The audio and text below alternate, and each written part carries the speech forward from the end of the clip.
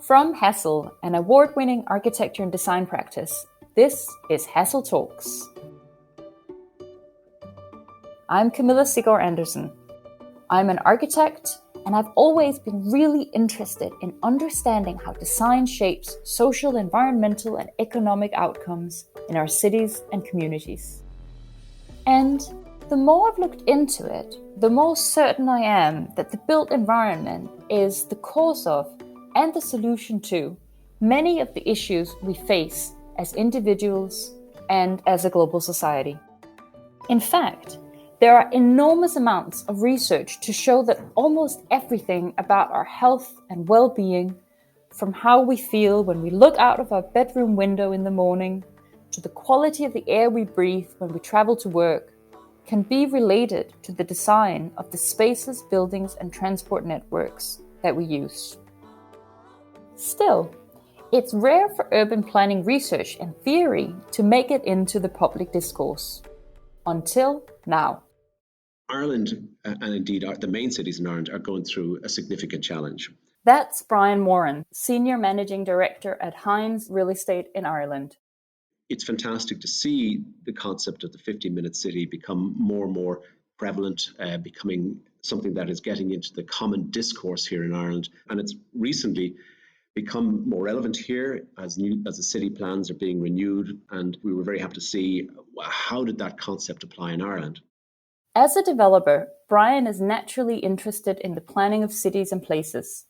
But the concept he's talking about, the idea of creating a 15-minute city, has captured people's attention far beyond the usual industry professionals. Last year, in February 2021, Dublin City Council published a survey finding that just over 1 in 3 of the city's residents knew and understood this concept. The year before, in 2020, the mayor of Paris, Anne Hidalgo, was re-elected with the 15-minute city as the cornerstone of a campaign focused on improving the quality of life for everyday Parisians.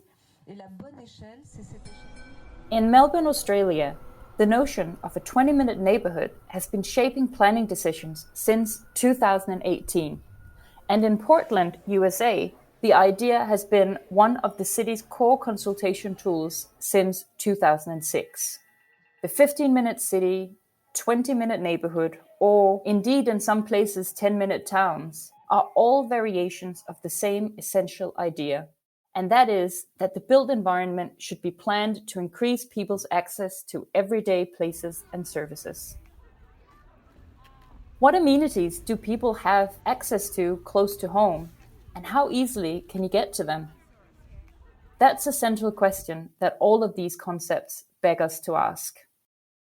In this episode, we'll be talking about 15-minute cities on the basis of a comprehensive research study Hassell published last year together with Irish Institutional Property. We'll be taking a closer look at the future that this concept could unlock for Ireland, the Irish cities, and their citizens. My name is Pat Farrell. I'm CEO of Irish Institutional Property. IIP is a membership of 17 institutional investors. Collectively, they're responsible for upwards of 16 billion of investment in the Irish real estate market. And that investment is focused a lot of it on housing, built for purchase, and indeed housing for rent, because we have a chronic housing shortage in Ireland, both for rental and for ownership. As an organisation with their finger on the pulse in the local real estate market, Irish Institutional Property came to us with a keen interest in understanding how such an idea as the 15-minute city could be applied in 5 Irish cities.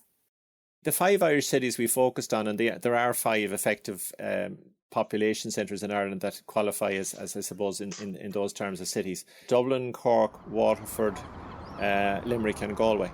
They're all endowed with very rich natural amenities because we're an island nation and all of our cities are located on the coast. So they have huge access to both green and blue infrastructure. Historically, Irish cities in the 18th century were built with walkability in mind. So all of our cities actually, you could access all of the key amenities within 15 minutes. So you could say that Irish cities were ahead of their time There were actually 15-minute cities in reality. But then, of course, the onward march of suburbanisation meant that that concept got lost somewhat. And so I suppose the current challenge is to try and reclaim that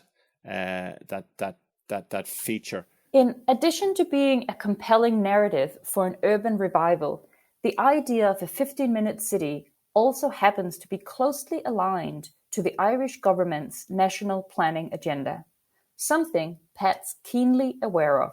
In the Irish context, the government has actually officially mandated compact growth as part of its national development plan and its strategy for developing our cities and towns. Pat's talking about Ireland's national planning framework, also known as Project 2040. It's essentially a strategy for how to manage the nation's expected population boom in the most sustainable and responsible manner, all the while addressing latent issues and mounting pressures on the housing market, public transport, and shared amenities. Key objectives include preserving the natural environment by curbing suburban sprawl, increasing the quality of life for people by providing more and better amenities, reducing the nation's carbon emissions per capita by reducing car dependency, and creating a stronger economy based in local skills and innovation. The government has called this a vision of compact, sustainable growth. But in many ways, it might as well be speaking of the 15-minute city. My name is Niamh Moore-Cherry and I am a lecturer at the School of Geography at University College Dublin. And I was a local consultant with Hassell on this 15-minute cities project. With both the 15-minute city concept and the national planning framework talking about bringing people closer together to create more sustainable and amenity-rich local environments, we look to Niamh to understand how this vision fits in with where Ireland's currently at. Well, Ireland has a really ambitious programme at the moment in terms of what we want our future to look like. So in February 2018, the government published the National Planning Framework, which I would argue is actually one of the most ambitious planning frameworks of any country in the world. The issue now is about implementation. There's a range of historical and economic reasons why there's a challenge to density in Ireland, and partly it's because of the history of development and how Dublin expanded and many of the other cities expanded. There's no real history of industrialisation in the city core, so when the cities expanded over time, they expanded on the edge. So suburbanisation has resulted in massive sprawl, lots of employment is on the edge of the city, and that really then creates a challenge in terms of where people live, trying to access where they live from where they're employed. And that also creates big problems then in terms of trying to move people around the city and the dependence on cars and so on. So what we have is a disconnect between where employment is located and where housing is located, which gives rise to the challenges that we see.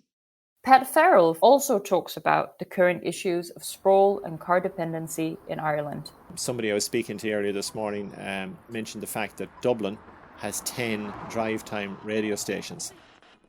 So that tells you something about what is the primary mode of transport for getting in and out of Dublin. The average daily commute in Dublin is almost 1 hour, making it one of the longest travel times of any European capital. We don't have a well-developed public transport infrastructure. And again, there's a very strong linkage between that and the way our city has evolved. The economics of public transport in Dublin are very difficult because we're a very low-rise city. And therefore, you're putting in place a transport infrastructure to pull through a very thinly populated urban centre. And therefore, that presents a lot of challenges. Compact growth, 15-minute cities and everything that goes with that is the answer. But as our report shows, there are lots of challenges in trying to bring people along with that conversation and get them to accept the trade-offs that are necessary to achieve what we think is a very laudable ambition.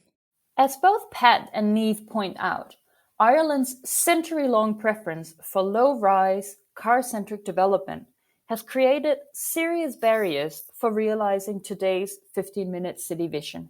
In studying the population densities of the 5 Irish cities, we discovered that in Dublin, only 2 in 5 people live in an area with enough residents to be able to feasibly meet the 15-minute city criteria, while for the 4 other cities, it's only 1 in 10.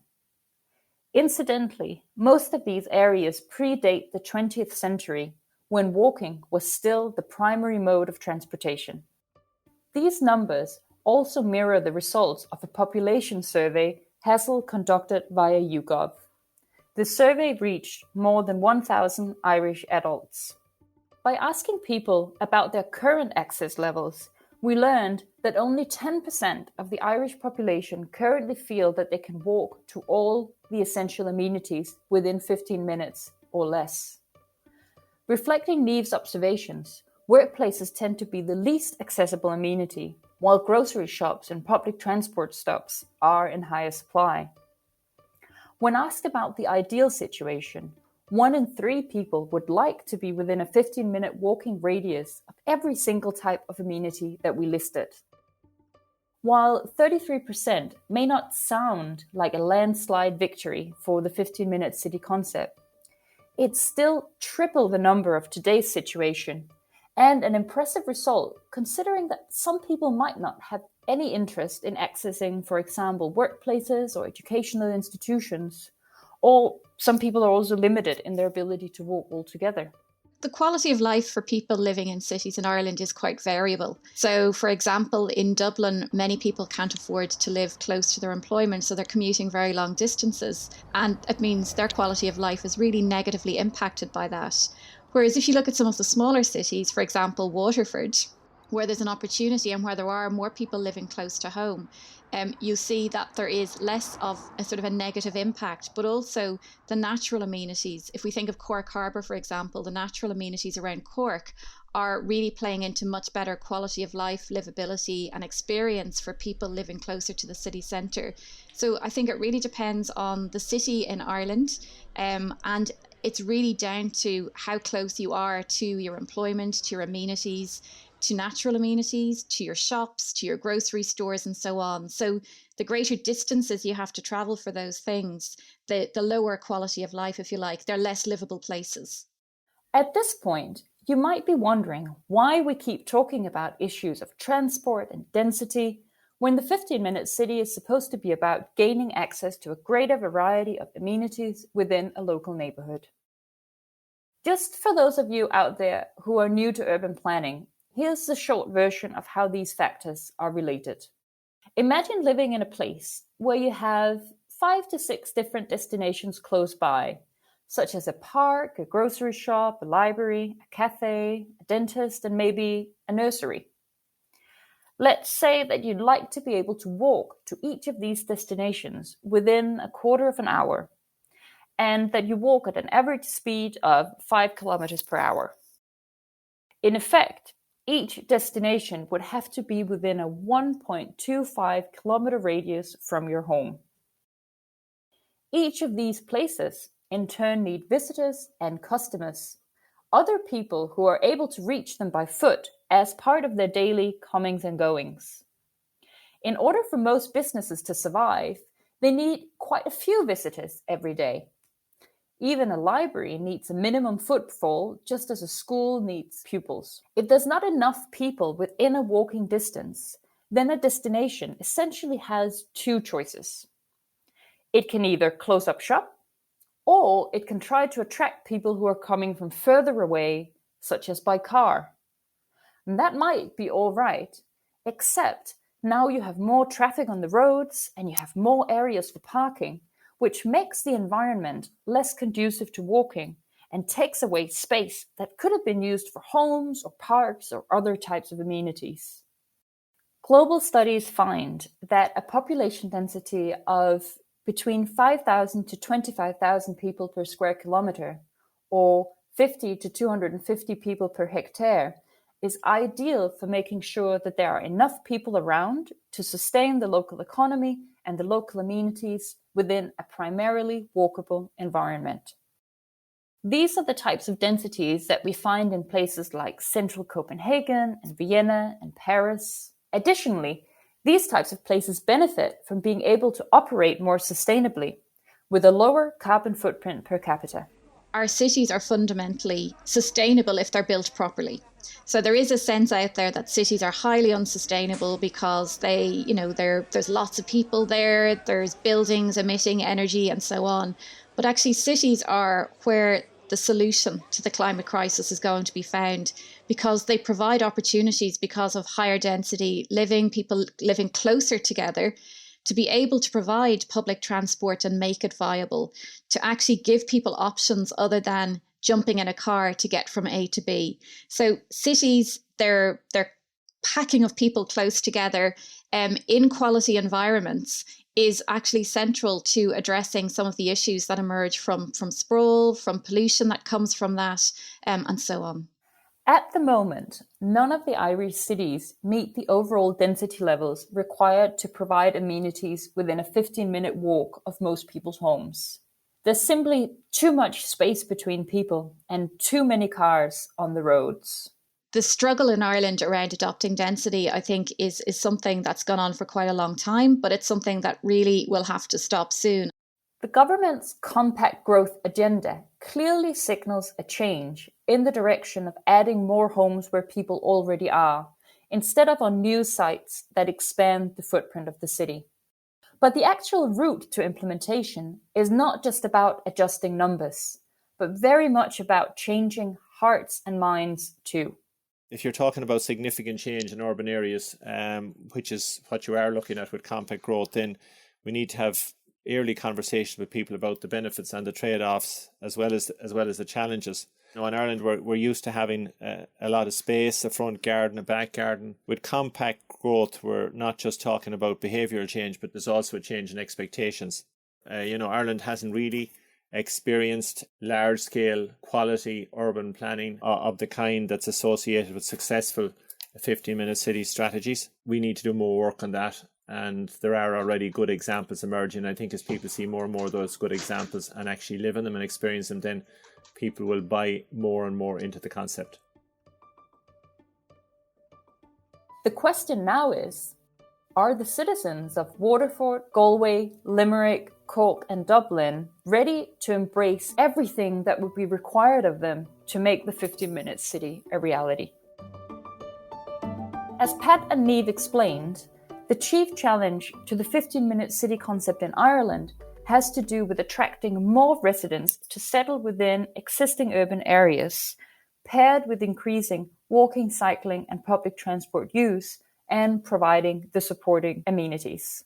Without that densification of our cities and towns, we will never get to the 15-minute concept that we aspire to.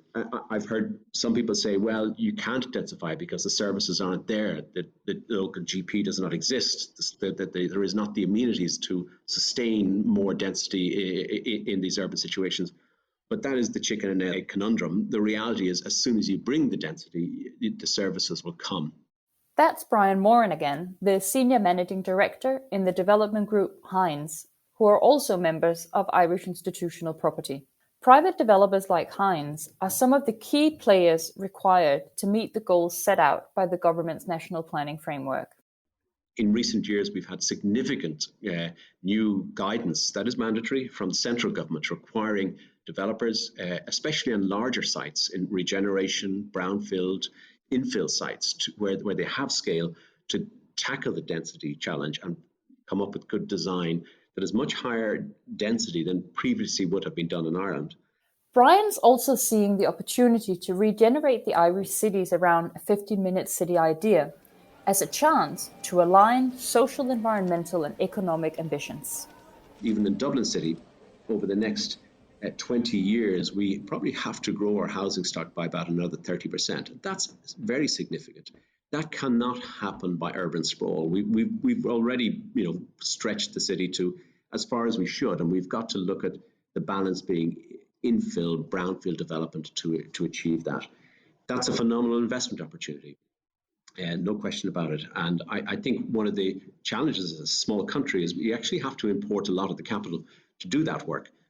Previously, Irish people invested locally. That led to a very big bubble. I think people will remember the crash in 2008, 2009, where we kept investing in ourselves and driving the prices up. That stopped. There's a lot of regulation around that, but also many Irish investors now diversify globally. So we actually need to bring investment in. And about 80% of the capital we need to build the residential development going forward now will have to be imported. Many international investors, in particular the institutional investors, are only going to invest where there's a strong ESG focus. They've got to know that their investments are going into sustainable development. Building non-sustainable development is not going to be something that their boards will sign off going forward. So we have to have a good debate here around the 15-minute city, sustainability, and creating investment opportunities that match the aspirations of investors. At the moment, Heinz have more than $3.7 billion worth of assets under development in Ireland. As a developer, Brian can clearly see the benefits of the compact growth agenda and the 15-minute city idea, and he's keen to see both concepts realized over the coming decades. But in working on large-scale projects all around the country, he also has a first-line view of the barriers holding these projects up. We have a very large site off the South Circular Road, which is, for those people who don't know Dublin, is on the CBD edge. So you're talking 10 minutes cycle distance to the big employment hubs, maybe 20 minutes walk. So a perfect place to live, but not have to use anything other than walking and cycling to get to work. It's got existing urban villages right beside it. By the way, some of them, that are struggling because there isn't the density of people there, but that would benefit from a significant additional population. We're under an obligation in terms of meeting national guidelines around density to build so that it's a complement to the existing lower densities. We have to have large setbacks. So the buildings around the edge of the site, which need to respect the existing communities, are only 2-3 stories, growing up step by step 4 or 5 stories. But by the time we get to the center of the site, which is 100, 150 meters away from any existing housing, we need to be at 15, 16 stories. And therefore, we have to use great architects who are well able to deal with placemaking, understand daylight, shadowing, public space to get that right. And we are definitely having a real challenge getting projects like that through the planning system because of the backlash on height. I think if you sit down with people, they're not arguing about great to have new people, great to have new architecture, let's get more housing in. Height, we just don't want height. What Brian is coming up against is the negative perception of density and height that prevails in Ireland, despite the social, economic, and environmental benefits that such places might bring. There's also the perception that density has to be delivered alongside tall buildings, which one only has to look to Copenhagen or Paris to see is a fallacy. Here's Niamh again, explaining where people's apprehension might be coming from.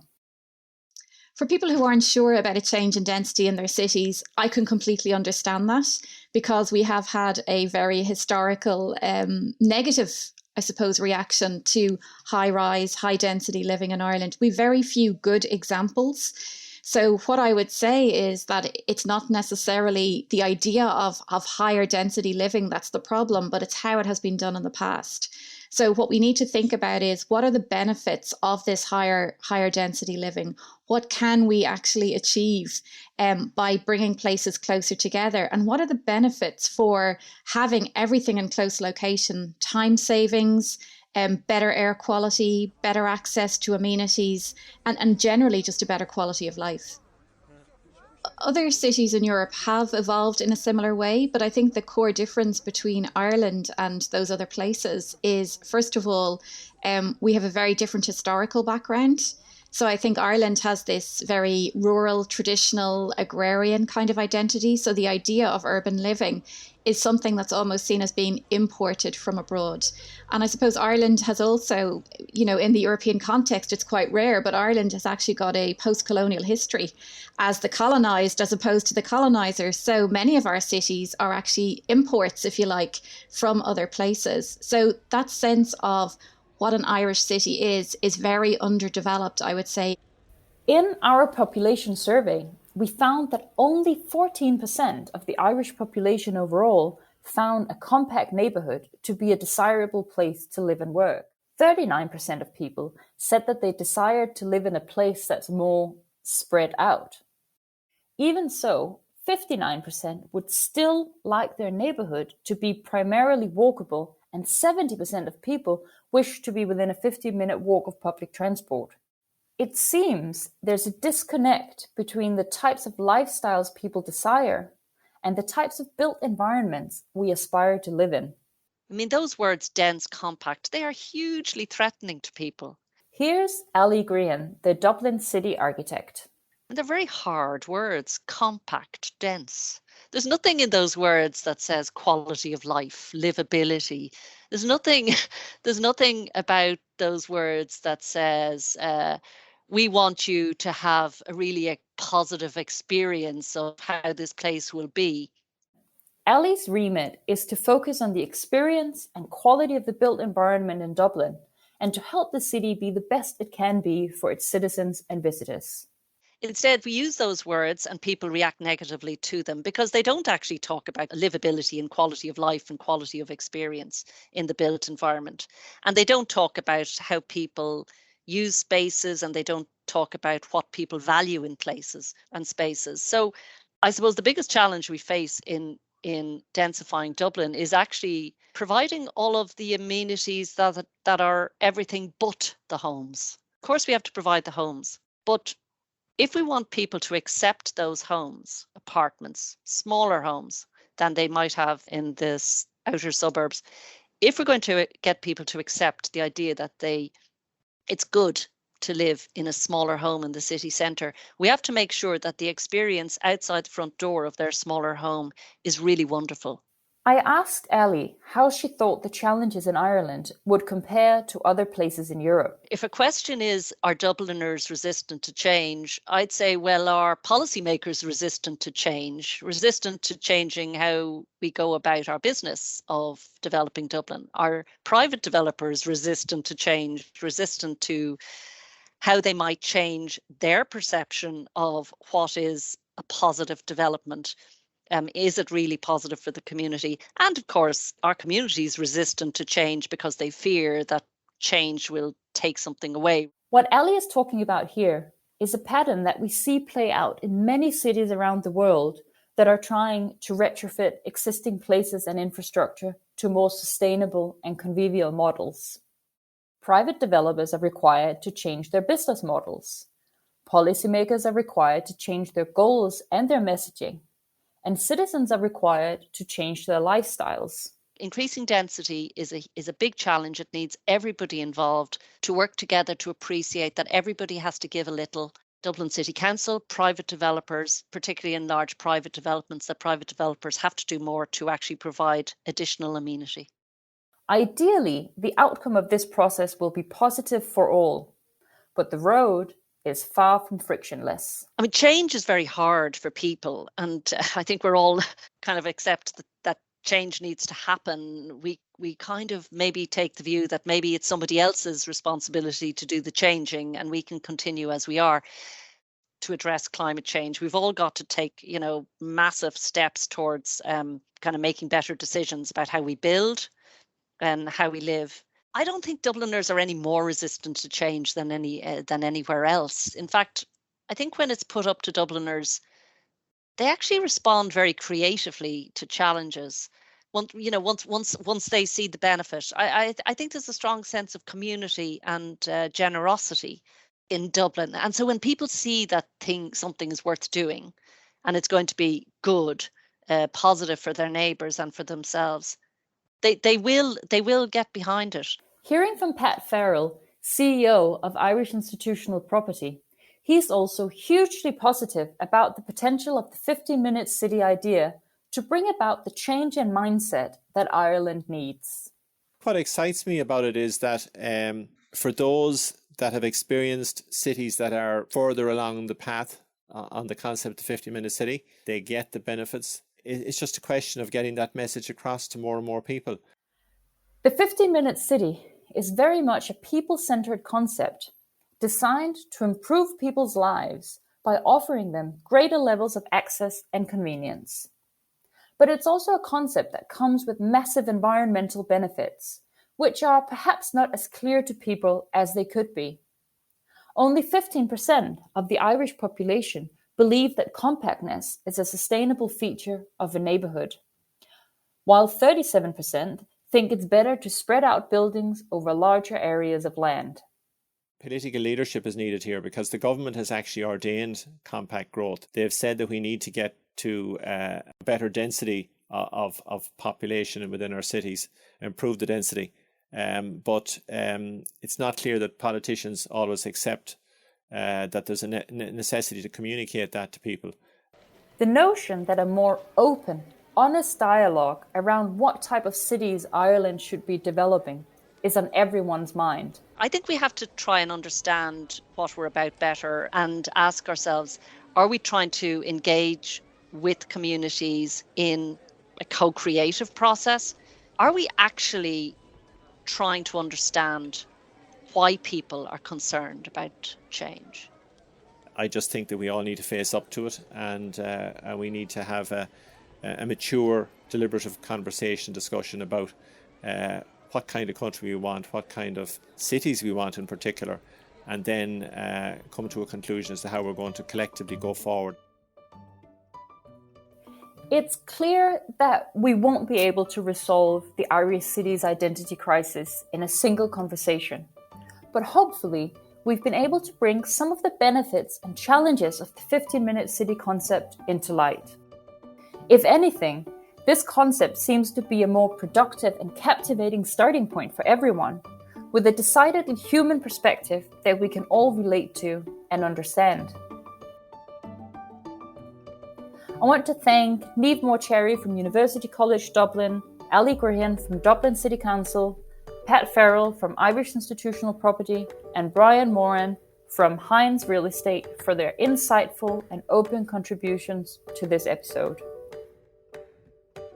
Keep an ear out for future episodes that will explore more on 15-minute cities with a global perspective, looking into our survey results from the UK, Australia, and the US. If you're enjoying the Hassell Talks podcast or have any thoughts you'd like to share, please leave a review, and don't forget you can find more episodes and information about our work and insights at hassellstudio.com. This episode was produced by Prue Vincent and myself with support from One Fine Play. Thanks for listening.